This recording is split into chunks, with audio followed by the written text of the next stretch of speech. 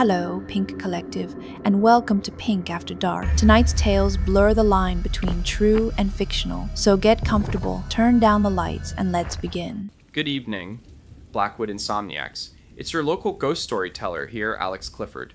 If you're still awake, you're in the right place, and honestly, after tonight's story, I'm not sure sleep is even an option.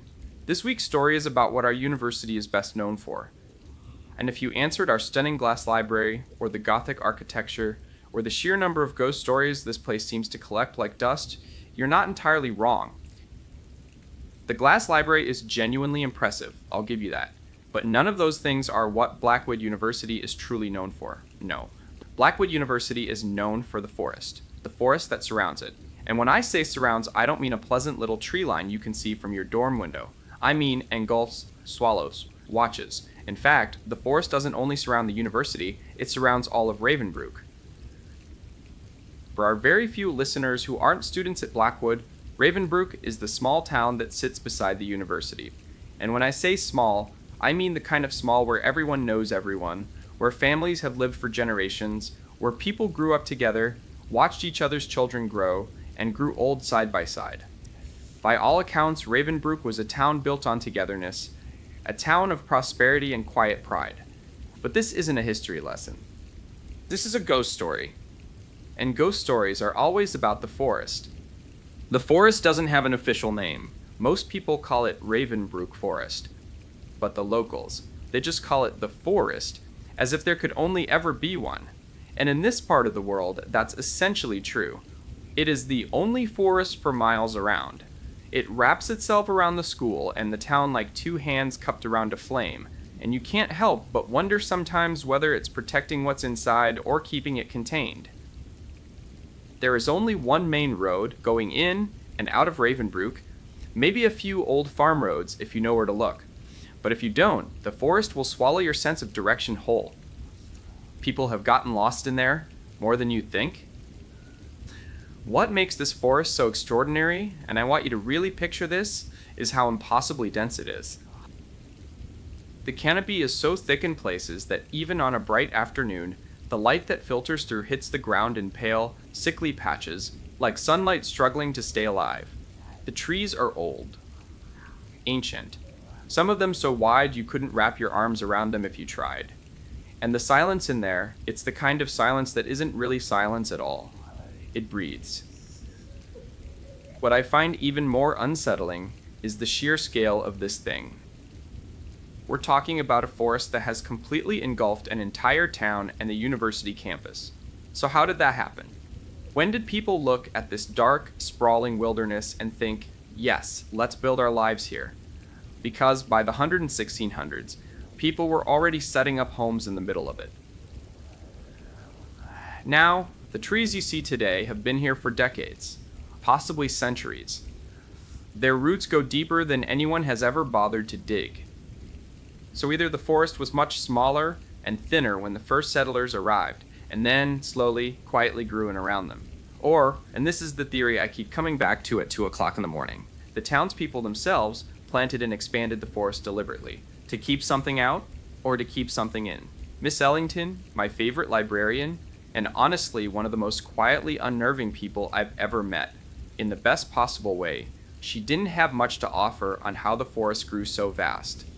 But what she could tell me, with that particular look she gets when she knows more than she's saying, is that the forest has kept many secrets. Secrets she believes were buried, quite literally, when the university was built on top of them. Now, here is where the story gets dark. In the late 1700s, women began disappearing from Ravenbrooke. Not all at once, but one by one, quietly, each vanishing without a trace, without a farewell, without so much as a footprint left behind. For a town as small and tight-knit as Ravenbrooke, this was unheard of. People didn't just disappear here. Even the rare soul who wandered too deep into the forest would eventually be found. Ravenbrooke kept trained dogs specifically for that purpose, to track anyone who'd been gone too long and bring them home. But these women were never found, so when women began disappearing one by one, the town did what small towns do. It turned inward, and it grew afraid. For you true crime listeners, I know what you're thinking. Serial killer. It's always a serial killer. But the people of Ravenbrooke didn't go there. Not at first. These were people who had shared meals, shared grief, shared everything with one another their entire lives. The idea that one of their own could be responsible was almost incomprehensible. That kind of evil belonged to the outside world, not to Ravenbrooke. So they looked to the forest instead. When the first 3 women disappeared, the town decided something in the woods must be responsible, some creature, something old and hungry, that lived in the dark between the trees. No one walked into the forest alone anymore. Hunting parties moved in groups, armed and watchful, eyes always tracking the shadows, shifting between the trunks. And yet, 2 more women vanished. Women who had never set foot near the tree line. Women who had stayed safely inside the town. The town then began to whisper a darker theory, that perhaps these women had sinned in some way, that whatever force was taking them was a form of divine punishment, a reckoning for wrongs committed in life. But then a young girl disappeared. A child, really, by all accounts sweet and blameless, someone the whole town had watched grow up. And that theory crumbled to dust. No one had answers. Women stopped going anywhere alone. Doors were locked. Curtains stayed drawn. The town felt like it was holding its breath. And then the forest itself became the suspect. The townspeople began to talk about how Ravenbrooke had been growing, expanding, clearing trees, building new homes on land that had once belonged to the woods. Maybe the forest wasn't just a backdrop. Maybe it was something older and angrier than that. Maybe it was taking back what was taken from it. All 6 of the missing women, it was noted, had some connection to new construction, new homes being built, existing ones being expanded, every last one of them. The building stopped immediately, and then something extraordinary happened. The men of Ravenbrooke didn't just stop cutting down trees, they went further. Groups of them traveled to the outermost edges of the forest, to the places where the trees thinned and the light crept back in, and they planted. They diverted streams from the river to feed the new growth. They coaxed the forest wider, thicker, denser, folding Ravenbrooke even deeper inside its dark embrace. An offering, perhaps, or a surrender. And for a long time, no one else went missing, until 3 more women vanished, bringing the total to 9. And what had once been fear turned finally into fury. It was a businessman named James Blackwood who saw an opportunity, or perhaps a solution. He had long dreamed of building a school, a place where outsiders could come to learn, and where the people of Ravenbrooke could share what they knew. In the aftermath of the final disappearances, with the town furious and frightened and desperate for something to hold on to, he made his plea. "Let's build something," he said. "Something so large and so permanent that the forest will have no choice but to respect it." And so they built. The first structure, what we now call the main building, rose from the ground, stone by stone, its Gothic towers reaching up through the tree line like fingers pressed against the sky, and nothing happened. No one disappeared. They built more, and still nothing. The university grew, and the missing women became a story, passed from parent to child, from grandparent to grandchild, until the fear softened into legend. Blackwood University is now one of the largest universities on this side of America. Ravenbrooke has grown too, in its quiet way, and the people here have carried their belief like a torch through the generations. The forest took their loved ones, and they fought back, and they won. But not everyone believes that, because since then, this town and this university have collected mysteries, the way the forest collects fog, quietly, gradually, until you look up and realize you can no longer see clearly. Disappearances that were explained away, outsiders who supposedly just went home without saying goodbye. Stories that get hushed before they can spread too far. So I'll leave the question with you, Blackwood Insomniacs, do you think the forest is out to get us? I've only been a student here for a few months, but I'll admit, it struck me as strange that the 2 girls who went missing at the beginning of the year were written off as students who simply left without telling anyone, not even their parents.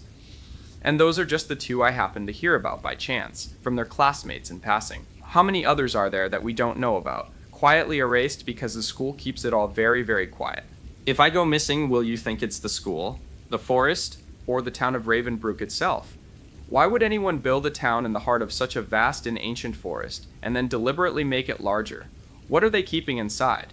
And what if the university wasn't built to appease the forest at all? What if it was built to protect the townspeople, by filling this place with outsiders instead? People they didn't know, people they didn't love, people the forest could take instead. If that's the case, my twin sister, who I dragged here with me, and who I am really hoping is listening right now like she promised. Allie, do not go into the woods. I mean it. All right, to everyone surviving finals this week, good luck. You got this. Christmas break is almost here, and I am very ready for it. A lot of you have been suggesting I check out the main building. The one with the strange noises coming from it at night. I'll have a look around the outside, definitely not going in. But I am going to dig into the history of that building, because there is something genuinely unsettling about a structure that has apparently been condemned since the 1990s, and yet still has workers trying to keep it standing. If it can't be repaired, why not tear it down and start fresh? What is it about that building that makes them want to hold on to it so badly? That is a story for another time. But that's enough from me, Blackwood Insomniacs. I hope you're all in dreamland by now. Though after tonight, maybe keep a light on. This is Alex. Good night. If tonight's story stayed with you, become part of the Pink Collective by liking, commenting, and subscribing. Until next time, Pink Collective, stay curious, stay safe, and stay pink.